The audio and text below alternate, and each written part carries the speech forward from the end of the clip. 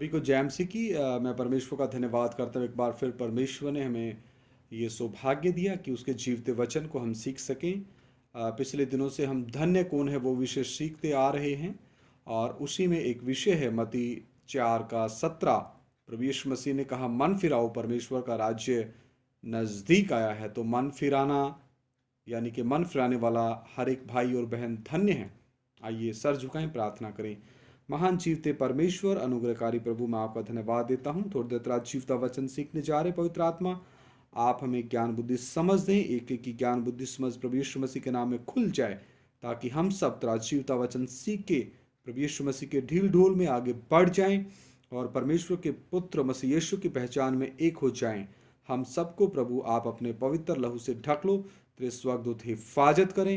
हर अंधकार की शक्तियां प्रभु यीशु मसीह के नाम पे दूर हों और हमारे परिवारों को भी तेरे लहू से ढक लो। प्रभु यीशु मसीह के नाम से मांगते हैं, आमीन। आइए इफिसियों की पत्री 2 अध्याय 1-2-3 वचन पढ़ते हैं। इफिसियों की पत्री 2 अध्याय 1-2-3। उसने यानी प्रभु यीशु मसीह ने तुम्हें भी जिलाया, यानी हमें, जो हम पहले अन्य जाति थे और स्वभाव ही से क्रोध की संतान और शैतान के कामों के गुलाम थे। यहाँ लिखा है, जो अपने अपराधों और पापों के कारण मरे हुए थे, यानी कि हमारी आत्मा आदम के पाप के कारण मरी हुई थी और हम वो सब कुछ करते थे जो एक अंधकार के काम देखने में आते हैं और शैतान के सारे शैतानी काम और अंधकार के जो काम हमारे जीवन में होते थे। आगे हम देखते हैं, जिनमें तुम पहले, यानी मैं भी और बहुत से लोग जो इस वीडियो को देख रहे हैं, पहले संसार की रीति पर, यानी मैं भी पहले इस संसार की रीति पर चलता था और आकाश के अधिकार के हाकिम यानी शैतान, जो पहले और दूसरे स्वर्ग में कब्जा करके बैठा है, और उस आत्मा के अनुसार चलते थे, यानी कि दुष्ट आत्मा, शैतान की आत्मा, जो अब भी आज्ञा ना मानने वालों में कार्य करता है, यानी अनाज्ञाकारी लोगों में जो आत्मा अब भी काम करता है, उस आत्मा के अनुसार, और अंधकार के हाकिम यानी शैतान और उसके साथ जो लूसीफर उसकी आत्मा, और दोनों के गुलामी में हम जीवन व्यतीत करते थे। इनमें हम भी सब के सब पहले अपने शरीर की लालसाओं में दिन बिताते थे। मैं भी बिताता था और शरीर और मन की इच्छाएं पूरी करते थे। शरीर और मन की इच्छाएं पूरी करना हमें अच्छा लगता था और अन्य लोगों के समान स्वभाव ही से क्रोध की संतान थे। तो इन चीज़ों से मन फिराना है। इन चीज़ों से मन फिरा करके ही, पापों से तौबा करके, मन फिरा के ही प्रभु यीशु मसीह को अपना प्रभु और मुक्तिदाता और उद्धारकर्ता करके ग्रहण जो भाई या बहन करता है और आगे प्रभु यीशु मसीह की ओर, स्वर्गीय सिंहासन की ओर ताकते हुए, फजल फजल यूं पुकारते हुए, पवित्र आत्मा की अगुवाई के अनुसार अपने आत्मिक जीवन की दौड़ संयम के साथ दौड़ता है, तो ऐसे मनुष्य को, ऐसे विश्वासी भाई और बहन को, चाहे वो किसी भी मजहब, धर्म, जाति, बिरादरी, अमीर गरीब, काले गोरे, किसी भी देश से, किसी भी भाषा, किसी भी नस्ल से वो आया हो, तो ऐसा मनुष्य धन्य है। आगे हम देखते हैं इफिसियों की पत्री 2 अध्याय 12 वचन। तुम लोग उस समय मसीह से अलग, यानी जब तक प्रभु यीशु मसीह को मैंने अपना प्रभु और मुक्तिदाता ग्रहण करके नहीं किया, उस समय तक मैं मसीह यीशु से अलग था और इज़राइल की प्रजा के पद से अलग किए हुए और प्रतिज्ञा की वाचाओं के भागी ना थे। प्रतिज्ञाएं परमेश्वर की निज प्रजा यहूदियों के लिए थी, ना कि अन्य जातियों के लिए। और आशाहीन, मैं आशाहीन था और जगत में ईश्वर रहित थे। प्रभु यीशु मसीह को जानने से पहले मैं जगत में ईश्वर रहित था, तो फिर मैं कैसे धन्य हो सकता हूँ? तो मेरे प्रिय भाइयों बहनों, धन्य वो है जिसके पास आशा है, जीवित आशा, अनंत काल की आशा।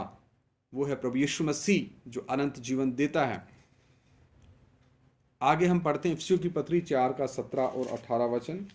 इसलिए मैं यह कहता हूं और प्रभु में आग्रह करता हूं कि जैसे अन्य जातीय लोग अपने मन की अनर्थ रीति पर चलते हैं, तुम अब से फिर ऐसे ना चलो। अन्य जातियों की रीतियों को त्याग कर पवित्र आत्मा की रीति पर चलने वाला मनुष्य धन्य है। पवित्र आत्मा की अगुवाई में चलने वाला मनुष्य धन्य है, क्योंकि उनकी बुद्धि अंधेरी हो गई है और उस अज्ञानता के कारण जो उनमें है और उनके मन की कठोरता के कारण वे परमेश्वर के जीवन से अलग किए हुए हैं। तो मन की कठोरता को त्यागने वाला मनुष्य, भाई या बहन, भी धन्य है। और परमेश्वर का वचन कहता है, अंधकार से परमेश्वर की ज्योति, अनंत काल की ज्योति की तरफ मुड़ने वाला भी मनुष्य, भाई या बहन, धन्य है। इफिसियों की पत्री 4 का मैं 22 वचन पढ़ूंगा कि तुम पिछले चाल चलन के पुराने मनुष्यत्व को जो भरमाने वाली अभिलाषाओं के अनुसार भ्रष्ट होता जाता है उतार डालो। तो पुराने मनुष्यत्व को उतार करके नए मनुष्यत्व को पहनने वाला भाई या बहन भी क्या है? परमेश्वर की दृष्टि में धन्य है। आगे देखते हैं इफिसियों की पत्री 4 का 25। इस प्रकार झूठ बोलना छोड़कर हर एक अपने पड़ोसी से सच बोले, क्योंकि हम आपस में एक दूसरे के अंग हैं। तो झूठ से मन फिरा करके सच्चाई बोलने वाला भाई या बहन भी क्या है? परमेश्वर की दृष्टि में धन्य है। आगे हम देखते हैं इफिसियों की पत्री 4 का 28। चोरी करने वाला फिर चोरी ना करे, वरन भले काम करने में अपने हाथों से परिश्रम करे, इसलिए कि जैसे जिसे प्रयोजन हो उसे देने को उसके पास कुछ हो। यहां पर लिखा है चोरी को त्याग करके। क्या लिखा है?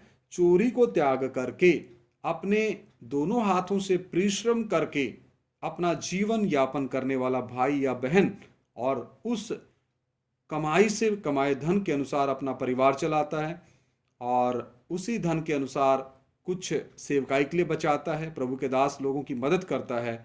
अगर ऐसा कोई भाई या बहन करता है तो वो परमेश्वर की दृष्टि में क्या है? धन्य है। इसका 29 वचन, इफिसियों की पत्री 4 का 29। कोई गंदी बात तुम्हारे मुंह से ना निकले, पर आवश्यकता के अनुसार वही निकले जो उन्नति के लिए उत्तम हो, ताकि उससे सुनने वालों पर अनुग्रह हो। ऐसा भाई और बहन धन्य है जो इन गंदी बातों से मन फिराता है और हमेशा उसके मुख से दूसरों की उन्नति के लिए ही ऐसे शब्द और वाक्य निकलते हैं, और जिससे सुनने वालों के ऊपर अनुग्रह होता है। सुनने वाले तसल्ली और शांति का अनुभव उनके मुख से निकले शब्दों से करते हैं। क्या आपके जीवन में ऐसा है? ऐसा करने वाला मनुष्य धन्य है। इफिसियों की पत्री 4 का 31। तो गंदी बातों से मन फिराना है और परमेश्वर की तरफ केवल दूसरों की उन्नति के लिए और उन्हीं बातों को बोलना है जिनसे सुनने वालों के ऊपर अनुग्रह हो। इफिसियों की पत्री 4 का 31। सब प्रकार की कड़वाहट, इनसे मन फिराना, कड़वाहट से मन फिराना है, और प्रकोप से मन फिराना है, और क्रोध से मन फिराना है, और क्लह से मन फिराना है, और निंदा से मन फिराना है। सब वैर भाव समेत तुमसे दूर की जाए, और सब वैर भाव से भी मन फिराना है। कड़वाहट, प्रकोप, क्रोध, क्लह, निंदा, सब वैर भाव, इन सब से मन फिराना है। ऐसा मनुष्य जो इन सब से मन फिराता है वो ही परमेश्वर की दृष्टि में धन्य है। आगे हम देखते हैं इफिसियों की पत्री 5 का 5। क्योंकि तुम यह जानते हो कि किसी व्यभिचारी या अशुद्ध जन या लोभी मनुष्य की जो मूर्ति पूजक के बराबर है, मसीह और परमेश्वर के राज्य में मिरास नहीं। ऐसा भाई और बहन धन्य हैं जो व्यभिचार से मन फिराता है और अशुद्धता से मन फिराता है और लोभ से, जो मूर्ति पूजा के समान है, उससे मन फिराता है, और मसीह और परमेश्वर के स्वर्गीय राज्य में और स्वर्गीय बातों की तरफ ही दिन रात उसके ऊपर ध्यान धरता है। ऐसा मनुष्य, भाई या बहन, ही क्या है? धन्य है। इफिसियों की पत्री 5 का 11। अंधकार के निष्फल कामों में सहभागी ना हो, वरन उन पर उलाहना दो। ऐसा भाई और बहन धन्य हैं जो अंधकार के, शैतान के राज्य और अंधकार के जो निष्फल काम हैं उनमें वो साथ नहीं देता। अंधकार के काम, शैतानी काम, शरीर के काम, मन के चलाए चलना, उनमें वो साथ नहीं देता। तो उनमें साथ देने की बजाय उनके ऊपर वो उल्लाहना देता है और परमेश्वर की वचन की तलवार उनके ऊपर चलाता है। तो ऐसा करने वाला भाई बहन ही क्या है? धन्य है। इफिसियों की पत्री 5:18। दाखरत से मतवाले ना बनो, क्योंकि इससे लुचपन होता है, पर आत्मा से परिपूर्ण होते जाओ। ऐसा भाई और बहन धन्य है जो शराब पीने से, दाखरस पीने से मन फिराता है और लुचपने से मन फिराता है और पवित्र आत्मा में वो परिपूर्ण होता जाता है। हालेलुया। आगे हम देखते हैं फिलिपियों की पत्री 2:14। फिलिपियों की पत्री 2:14। सब काम बिना कुड़कुड़ाए और बिना विवाद के किया करो, तो ऐसा भाई और बहन धन्य हैं जिसको जो काम सौंपा है उस काम को वो बिन कुड़कुड़ाए, बिन बुड़बुड़ाए और बिना विवाद के करता है। ऐसा भाई और बहन धन्य हैं।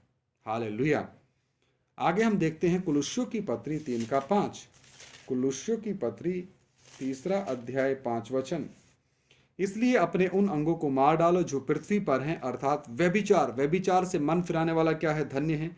अशुद्धता से मन फिराने वाला धन्य है। दुष्कामना से मन फिराने वाला धन्य है।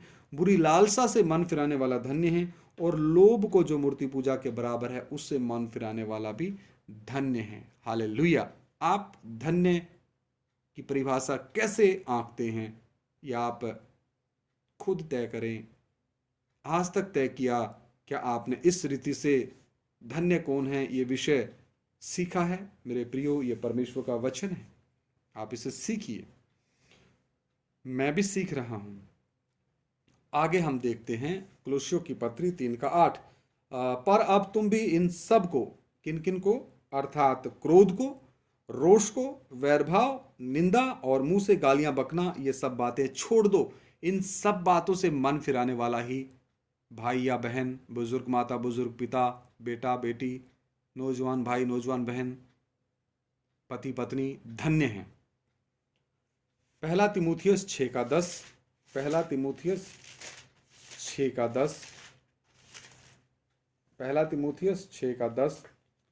क्योंकि रुपये का लोभ सब प्रकार की बुराइयों की जड़ है, जिसे प्राप्त करने का प्रयत्न करते हुए बहुतों ने विश्वास से भटक कर अपने आप को नाना प्रकार के दुखों से छलनी बना लिया है। तो मेरे प्रिय भाइयों बहनों, रुपये के लोभ से मन फिराने वाला भाई या बहन धन्य है, क्योंकि परमेश्वर का वचन कहता है रुपये का लोभ सब बीमारियों की जड़ है। तो मेरे प्रिय भाइयों बहनों, परमेश्वर के वचन से हमने कितने वचनों के ऊपर ध्यान दिया।